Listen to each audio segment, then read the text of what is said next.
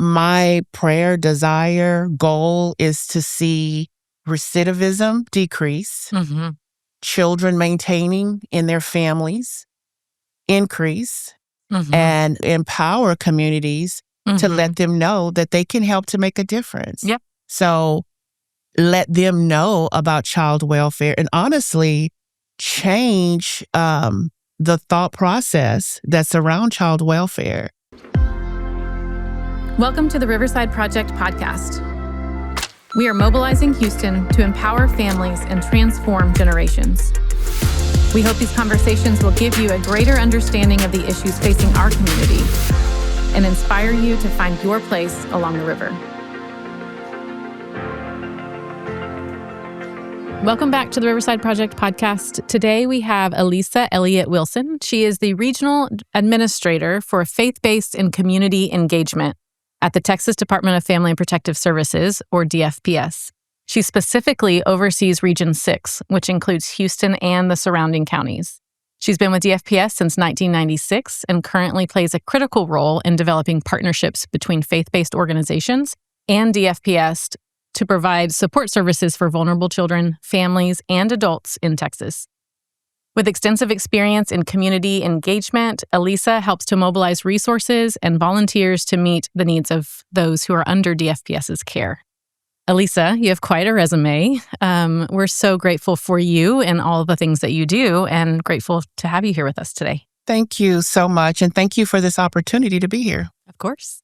Well, just start off by telling us a little bit about who you are. Let us know a little bit more about just how you got to be in the position that you're in. I love telling my story, but I will keep it short. As you stated, I am the Regional Administrator for Faith-Based and Community Engagement.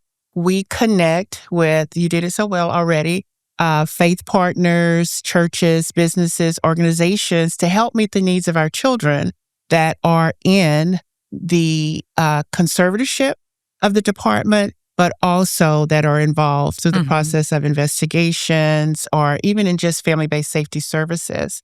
My journey with child welfare began in 1990. So in actuality, I was working at that time in Lake Charles, Louisiana for the Welfare and Food Stamp Office, what it was considered the Welfare and Food Stamp Office. And I attended a conference in Baton Rouge. And in one of the sessions, the presenter said that the work that he does reminded him of an old Baptist song. And then he said, one of the lines was, where you look beyond their faults and see their needs. Amber, my stomach began to resonate. I needed to know more. I wanted to know more. So I spoke with him after class, and he told me that he worked for the department in Baton Rouge at that time. So I immediately went back to Lake Charles, applied, and literally was working in child welfare that next month. So it has been a journey, but I feel like it was meant to be. I feel like I'm at the pinnacle of my career. I've had just about every job that is possibly available within Children's Protective Services. But I see where each one has built. We've had such a significant paradigm shift in child welfare and how we do business.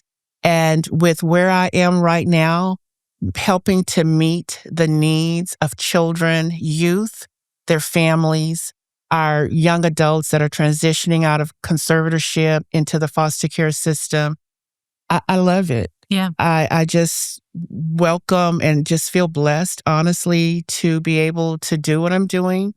I've always felt called to service. Service is who I am. Service is in me and within me. And so to have this position within the agency and a state agency, to be able to connect with faith partners and so many like-minded individuals who truly, truly, truly selflessly give of themselves, their time, their talent, their efforts to our children. It just is beautiful to see and really beautiful to be a part of. Yeah. You exude service. I think you saying I am like service oriented, that is 100% seen from the people around you. It's lovely. It sounds like, so you were in multiple roles, and right now we're in community and faith-based engagement. Mhm. What was that trajectory like? Can you tell us some of those roles that you were in and just kind of Absolutely. how your view of child welfare has evolved over those Yes. It experiences? has evolved not just from state to state, but Mm-hmm. again in how we do business. So initially, as I stated, I started working in Lake Charles, Louisiana. And my roles, my positions there were investigations and then also foster care or conservatorship as a case manager. I then moved, I'm originally from Orange, Texas. So I moved back home after having twins for childcare. and in my roles there, I started off in conservatorship. Later, I became a foster care case manager. Then we had a position that I was blessed with the opportunity to be our region, Region 5, the first, what was considered a child worker. And child, the acronym for that was Congregations Helping in Love and Dedication. So that was like the first role of having some community involvement. At that time, President Bush was still in office. So there were a lot of faith initiatives, and child welfare was slowly beginning to make some changes in how we do business. Primarily at that time, the position that I was in, I was working with One Church, One Child. Mm-hmm. And so I was the agency liaison for recruiting churches. It was basically a foster and adoptive home development position. But I worked with Reverend John Adolph and his wife at that time, still his wife, but to certify African-American families because there was such a need for parents, for children, minority children that were in care. They were the children that stayed in care the longest and also were the least likely to obtain an adoptive placement. So I, as I stated, was the representative there where I would go out, speak in churches to try to recruit for African-American families. So that later led, after Hurricane Rita, I moved here to Houston. And while here in Houston, I've had the position of being able to be what at that time was called an ICU worker. Now it's called a local permanency placement, but that was where I saw children that were placed in our region from other places across the state.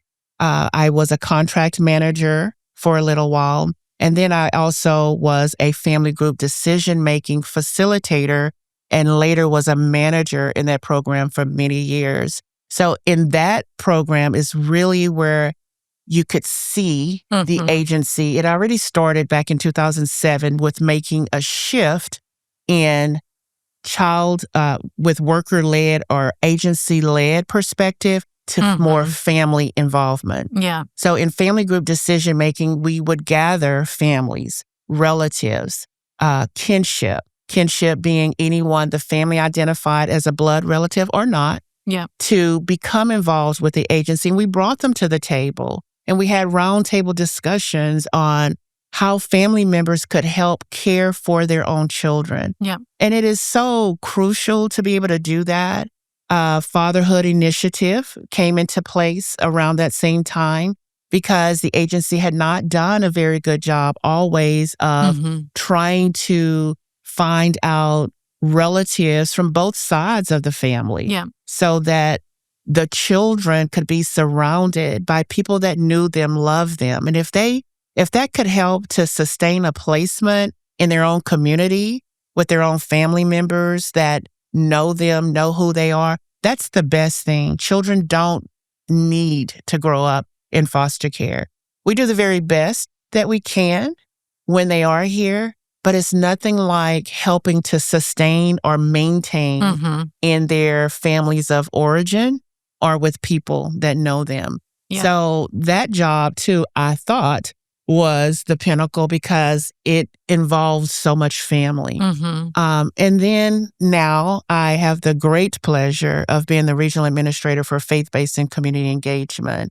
And to me, like I said, in totality, it is like the culmination of everything. I feel like I'm at the pinnacle of it all yet again, because I'm able to see, I am aware, I know how families become involved in the system.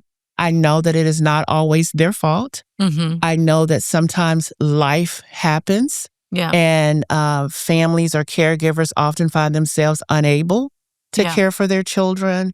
But I also have seen through the various other positions where we can wrap around services with families and connect with communities to help, then that's the best thing for a child.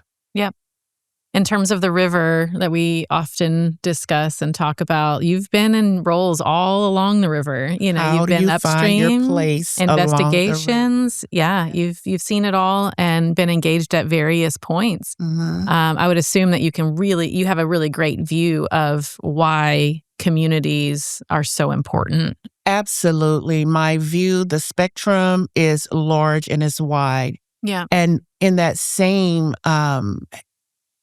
state or same circumstances, my vision in this position is also large and wide, because I feel like with Region 6, Harris County in totality, the 12 outlying counties, there are so many untapped resources for our children. But I see the bigger picture. I see and I want to make that happen for our families. Not just our families, but even with our caseworkers.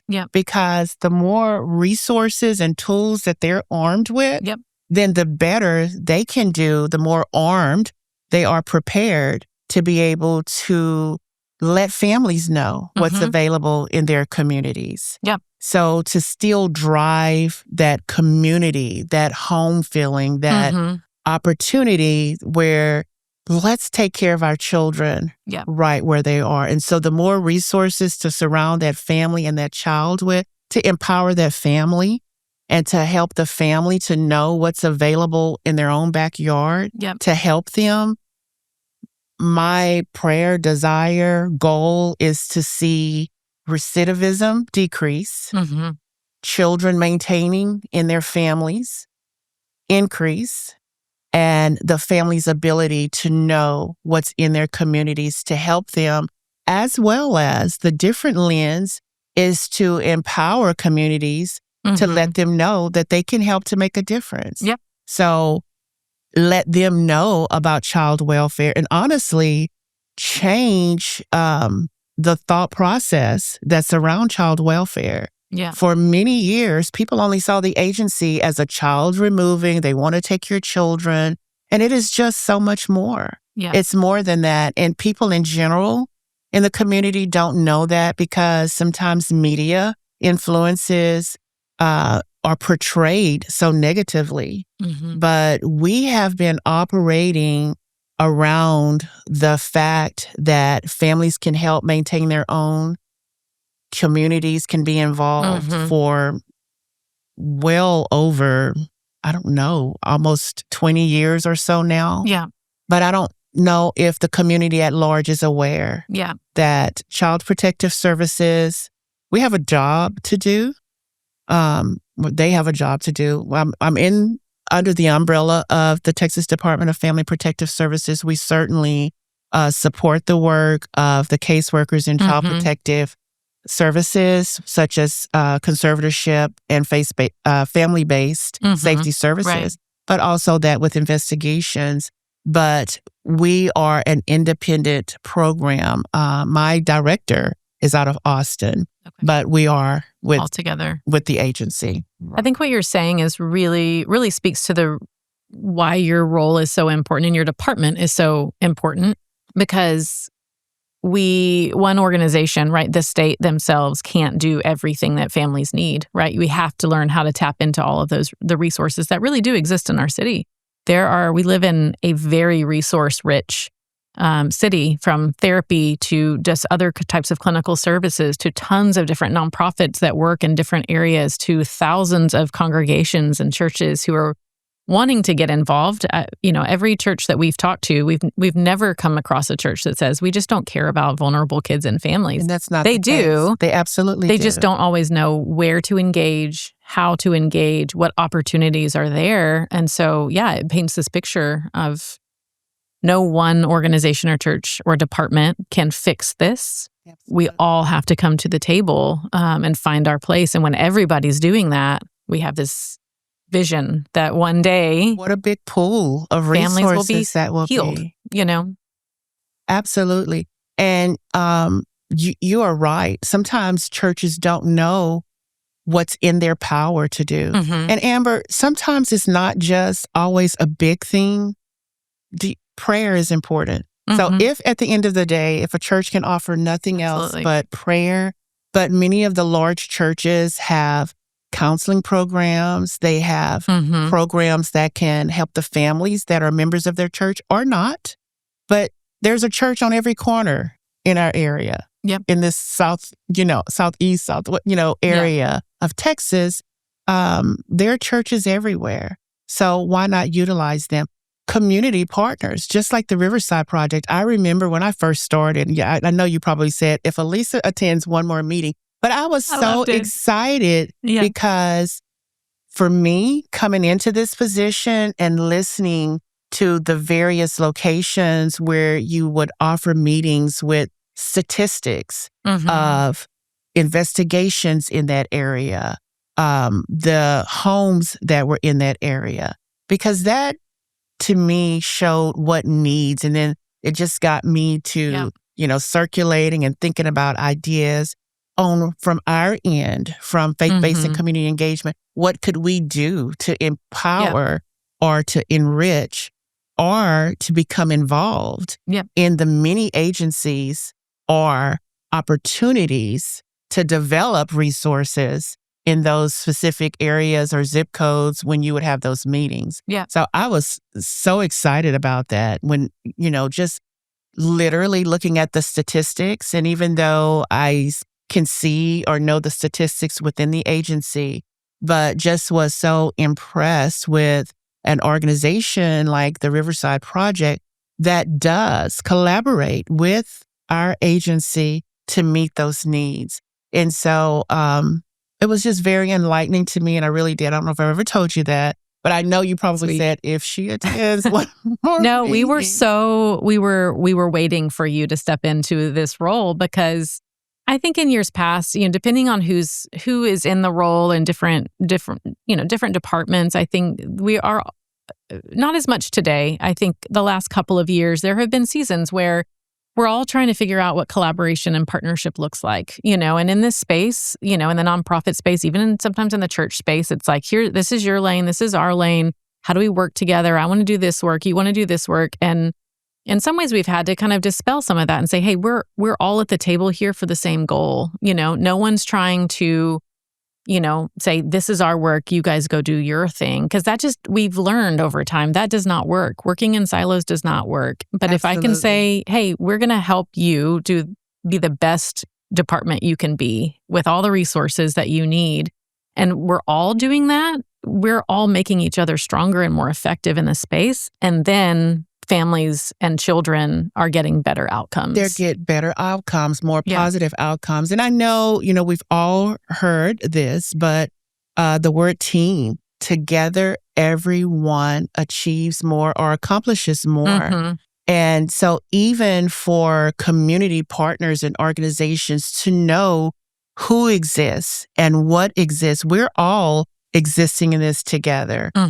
It's not a competition. It is ultimately, to me, I just want to see every community saturated with resources and possibilities for families. And then it is also really important for other community partners to know what exists in other areas, so that it can be an inter-exchange of ideas and resources, and how to even help change systems or add systems to the work that everyone is already doing. Because ultimately, as you just stated so greatly, our children and our families are the bottom line and the impact and, the ability to be able to receive from a collective group. We have ideas. We would love to see more collaborations with our community networks and partners. in the future, of course, as a state agency, we can't lead it, but we would absolutely welcome the opportunity for organizations to come together, to just know what's what. We are actually planning, because November is, of course, National Adoption Month, and we are on World Adoption Month as well, as also Stand Sunday, which is an opportunity. There's a lot happening in November. Stand Sundays, where churches do have an opportunity and can find out, various ways on how they can become involved to help make a difference. Absolutely. You mentioned some of those partnerships. What are some other just impactful partnerships that you've seen that have been really helpful for the department, or that you've seen in this space that have been really fruitful? We really, we have the Riverside Project, we have Care Portal, which is another opportunity for churches to get involved. And then we have, none is greater or less than the others, because we have foster closets, we have food banks, we have literacy opportunities, we have educational opportunities, we have various collaborations and partners that help our children that are in the PAL stage, which stands for Preparation for Adult Living. Those children, when they're getting ready to age out of care, we want them to be successful when they transition out of care. So there are various organizations that help with their skill sets to learn independent living skills, how to live independent, how to become job ready, how to be successful, how to even to provide mentors for them. Because, even with our own children as parents, when they graduate and leave and go to college, trade schools, or just start life, we want to surround our children that have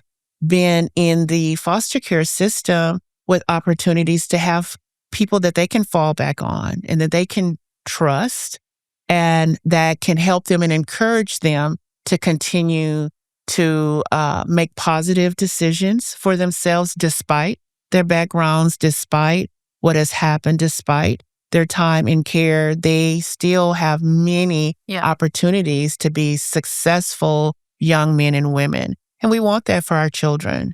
So we don't want them to have to go from one system, a foster care system, to another system, either judicial or, with law enforcement or anything like that. We want our children to live happy, successful lives. And we want them to thrive. Many therapy opportunities. The gamut is a whole smorgasbord of opportunities. And so we have my team. That's one of the main things that we do, is to connect and find out about other partners, and then share that information again with the caseworkers to enhance what they do, so that they can have these resources on hand and available for our children. And we have many wonderful partners that offer just the recreational opportunities too, for those children that are perhaps in places to where they're not in a home placement, but so that they can have opportunities for recreation and social, to enhance their social skills. So we've had community partners to help pay to go to Houston Texans games and Astros games, and all of it is important. Everything that is important to any other child is important to our children that are in care, and they deserve it as well. And so we try not to make a difference. The only thing is just to help that child, if they are removed from their home, to still be able to not be without, and to fill in any gaps where there may be some. Many opportunities. You spoke a little bit to a lot of the resources that do exist here. What do you feel like, despite all of those resources, are there still gaps that we're still struggling to find either a resource for, or just something that works? I know Kids Without Placement has thankfully been lower than what it was before. But there are, are there really still gaps in the system, or areas where we need to find more resources? Where are those challenges for you and your team? Fortunately, as you stated, a lot of gaps have been closing. If anything, I would say for those children that have had like severe emotional, perhaps developmentally, mentally, resources for higher level of care children, for placements for them. Yeah. These are sometimes often children that have had multiple hospitalizations, the mental and emotional health needs of that children. Sometimes it's hard to find resources to help those children. But other barriers, I'll say if it was a barrier, it's just sometimes even being influential with getting into how churches can help. A lot of times, people sometimes may feel like they don't want to mix the church and the state. But also just being able to have that open door. Yeah. But we've done a whole lot better with closing in the gaps as far as resources for clothing and, hygiene goods and those types of things. I think the community at large does really, really well with that. I think anything else would be above my pay grade on trying to find appropriate resources to really help those children that are most in need of those services around mental health, psychological services, to find some placements that will take what we will call more of the harder to place children. And again, usually teens that have sometimes had multiple placements for various reasons. So important for them to have relationships. I know that someone jumping in to provide a placement for a child is a much bigger ask, but I am really encouraged by some of the new mentoring organizations with Pearls or Eagles, some of these things that have popped up in just the last couple of years that have provided opportunities to just build relationships with some of these kids. And, we see how formative those relationships can be. Judge Fisher is awesome with those type resources. But with our children, where trust has been broken, it takes longer to establish trust with the relationships. And of course, with child welfare being what it is, sometimes one child may have a wonderful caseworker and then, staff turnover. So then they'd have to reestablish trust with someone else. And so with these children that have already had or have or are dealing with issues of abandonment and rejection, then they've seen a lot. And especially if they have had one placement to the next. So there's a lot, and we want to be able to reduce that. Just like we would not want a child going from one foster home to the next. We would love to just have one stable, reliable placement where that child could get everything that they needed, but more than anything felt loved and supported. Of course, with trust-based relational intervention. And I know you all offer that to community providers as well. That's really a great work too. That if more people understood that, I mean, literally caseworkers, those that work in child placing agencies, those that provide support and resources to understand how that type of deep connection and understanding and the response, the perspective on dealing with the child, handling the child, helping the child would be so much greater. So if we could just swipe across where everyone had a great understanding of TBRI, that's good too. We're trying to get there. One of the things that we're looking to do in the near future is trying to get those interventions also within the churches that we're working with as part of that training, because, we start with the why. We want churches to understand not just the things that they can do, but the why behind why we're stepping in and how to disciple and to lead our congregations into the water, not running away from those who are hurting, but actually being able to have the courage to move toward. With that requires some skill if you're starting to engage. And so we want to see congregations really become places where people who are hurting can feel heard and seen and loved and cared for and understood. Understood. And part of that is, the gospel. And yet so often we don't always have those tools to know how to do that well. So one of the things we want to do is really bring those two things together. It's so significant with what you just said. And even with engaging churches, if they could understand that, not to change anyone's gospel, not to change anyone's way of doing the business in the church, regardless of a mosque or Jewish assembly or, Pentecostal, Christian, if they could understand and see that the basis of it with discipleship coupled with, like you said, TBRI, honestly, in so many ways can coincide with just the clear message of the gospel and just seeing and accepting with where they are, and then the treatment of our children, that it really does go hand in hand. And I think having churches or arming churches with that information can only enhance the work that's already been done in every church, regardless of the religion. Yep. Well, looking ahead, how do you see this department that you're working in, and just maybe the department in general, evolving into the future? You said from where you were in the 90s to the 2000s, all that's changed. Yeah. What do you see as the trajectory for where we're headed? I would only hope that it would continue to go onward and upward. Because as I stated, I can remember the days when I first started in child welfare, we, as the caseworkers, would write the plan that we felt like families needed to do. And to be quite honest, everybody's case plan was cookie cutter. It looked pretty much the same.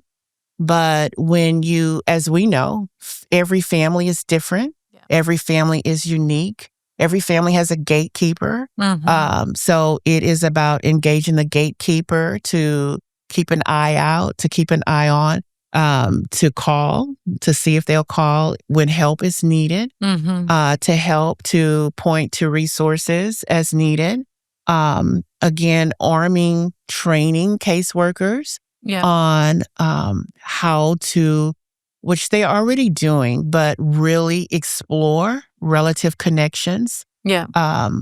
People that are related to the children or are close with them. Could be a neighbor, could be someone that mom just sees all the time because she goes to the grocery store and the corner store, but the child knows them, to really engage the families more. And I think we've had such significant progress in those areas.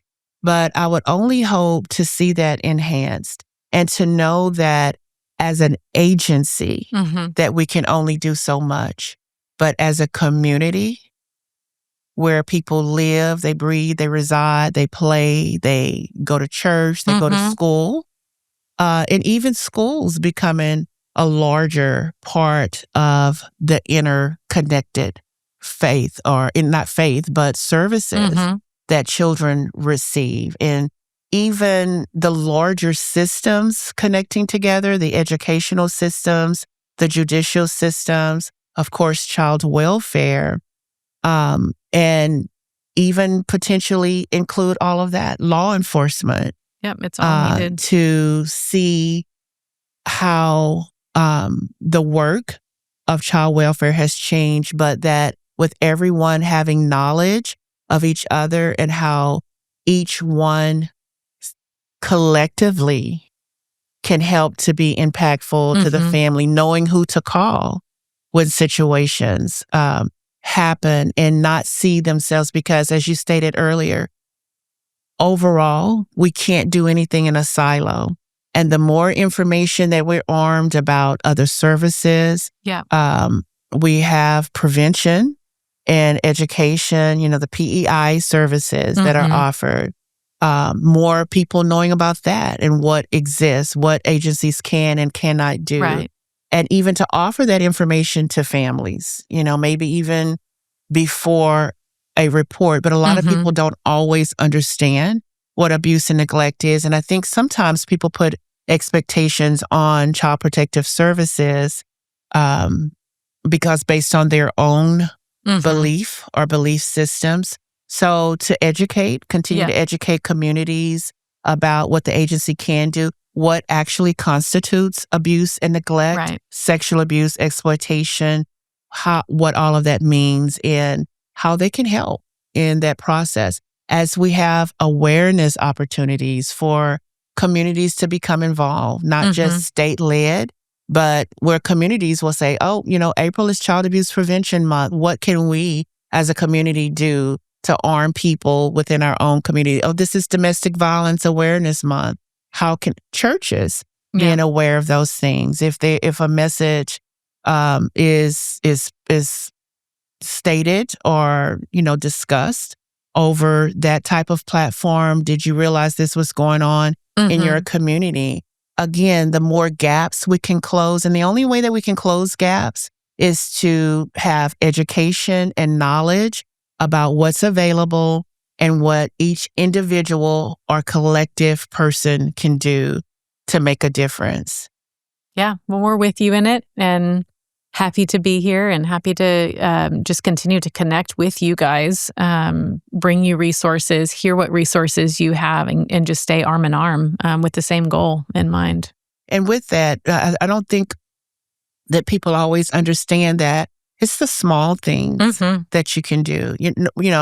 You all have provided like beds and clothing and helped foster parents. That's really big too, because even with foster parents or relative caregivers, they take on the responsibilities because they don't want to see their young relatives or children in care, but the support is needed too for them. So I think that's a really great thing to do when people do step up to stand in the gap, that they're not left holding the bag. So again, it's empowering everyone all the way around. And so when help is needed or when respite is needed, to not say, well, you chose to do this, it's on your own. No, it's all of us together. And so how can we help to make it better? Grandparents and relatives, older siblings often step in to help, but they may not always have the finances, but they have the love, they have the heart, they have the desire. So if we can help to get a bed so that a child can go to that home and be safe, then it's easier to do that and to have that child stay with their loved one. But as an agency, we can't do it by ourselves. Do all of it. Right. We can't do it at all, honestly. we depend upon the Riverside Project and all of the other agencies that step in to help us. Yeah. So we are just like the liaison, the middle person, but it's actually the community and the caregivers, the providers that help. We just see to it that our caseworkers are armed with that information. Yeah.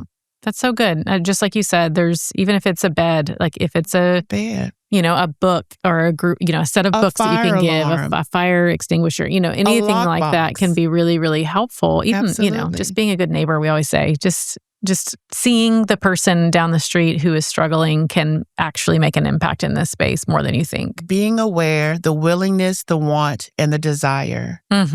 There's always something, no matter how little or how small or how insignificant someone may think that something is or what they have to offer.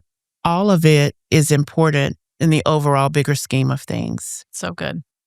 Well, as we kind of wrap up, we have a couple of kind of what we call our last five. There's just a couple rapid fire questions just to get to know you a little bit better. Number one, what is the most unexpected skill that you've developed over the years while you've worked at DFPS? Is there anything that sticks out? I've always tried to be open anyway. In the back of my mind, Amber, it's always, if not but the grace of God, there go I. I'm serious. I've had little ones. I've had twins, like I said, and so I know how frustrating that can be.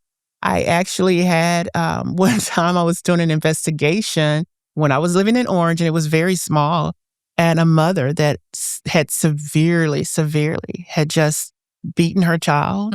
And I did have to do a removal that day. Well, that afternoon, she saw me and my two rambunctious little boys in Walmart. So she left me a not so nice message the next day on my work cell phone, office phone. We had an office phone at that time, telling me that I needed to have my children removed because she saw them all under the clothing racks at Walmart. But to just be honest and open, and if I would say a skill set, just to remain open, and to really try to look at the root and not the outcome. Right. When working with families, look beyond their fault, see the need.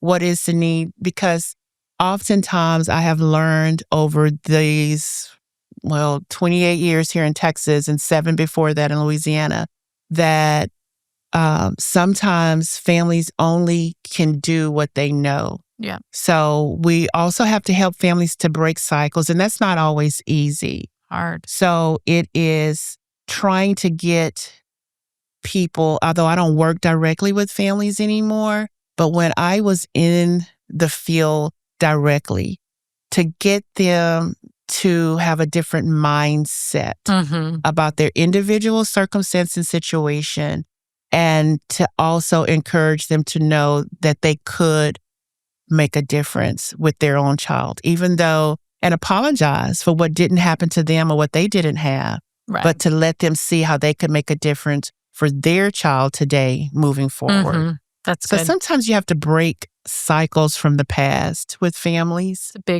It's a big thing to have to learn for as a any of us, caseworker. whether you're involved in child welfare or not. It's a change of mindset. And so when your mind changes, then everything else around you can change, and you can do better for yourself and for your children. Yep. That's good. So good. What's your go-to TV show these days? Honestly, I love Project Runway. Okay. So I have been watching Hulu going back to the early days of Project Runway because I've always loved clothes and fashion and things like that. I can't sew, but I just really... You just want to see the finished product. I love the finished product. Yeah. I really do. That's good. Yeah. What is a hobby? I love a good comedy too. Okay. What comedies? Well... What's your favorite? People make fun of me, but I still can't get past Karen and Jack. I think Will and Grace should have been called Karen and Jack. So at night, sometimes when I'm going to sleep, I'll YouTube Karen because she just makes me laugh. Her character was just so funny. So, yeah. What's a hobby that you have outside of work? It's not sewing, apparently. God, it's not sewing. It's definitely not cooking, but I could eat. But you know what? I am trying to learn how to have work-life balance. Okay.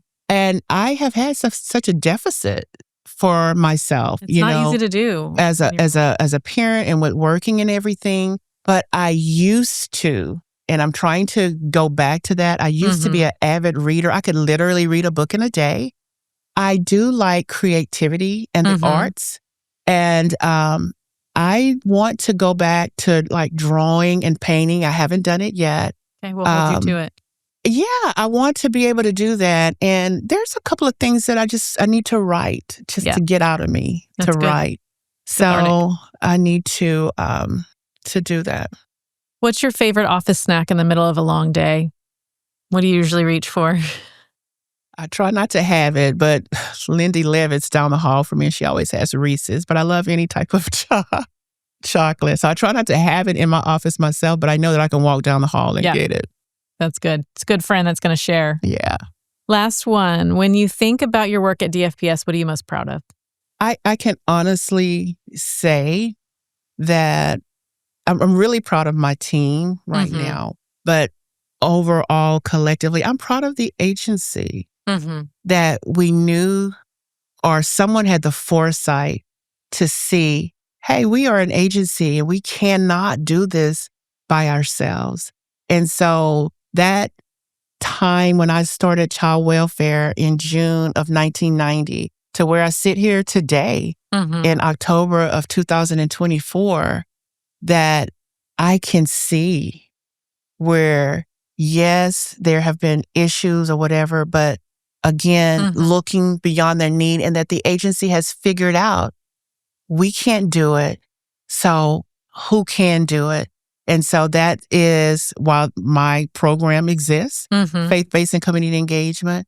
And while organizations like yourselves, how we have collectively as a whole, bringing it back to community, bringing it back to family, bringing it back to family connectedness, to empower and get them to understand that your role is bigger than what you think it is. It's not the agency's responsibility, but it's a community and a families to take care of their children. And so in order to do that, empowering those that can do it, and that's family. Yeah. That's the humility, I think, too, from the humility for the agency to say at some point, we do need other people. We need congregations. We need nonprofits. So that's beautiful. And I look at all of again, I said it earlier, those that so selflessly give of themselves, their time, their talents, their effort to even want to help, to even want to make a difference. That's big.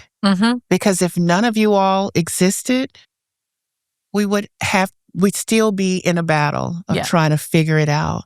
But because we have such great community partners and churches that have become involved and are evolving, it makes it, it's changing the child welfare for sure. system has changed. It really has. And it's a great thing. And our children ultimately benefit from so many wonderful resources and people that spend time with them. Like you said, the mentorship programs and everything. It's just great. It's a great place to be, to me, in child welfare these days. And again, I can only hope and pray that we go onward and upward from here. It's good. Well, thank you so much, truly, for spending some time with us. Thank you for the work that you do. Thank you for partnering with us and just being a joy to us. We really do. We say it all the time, but we really do consider it a joy to do this work alongside you and along so many others in our community. So I really thanks for spending the time. Y'all. Thank you again for having me, Amber. I really appreciate it. To those listening, we hope these conversations have inspired you to find your place along the river. And we welcome you to join us in bringing hope and renewal to the city of Houston. If you'd like more information on how to get involved, please visit riversideproject.org and submit a contact form. We'll see you next time.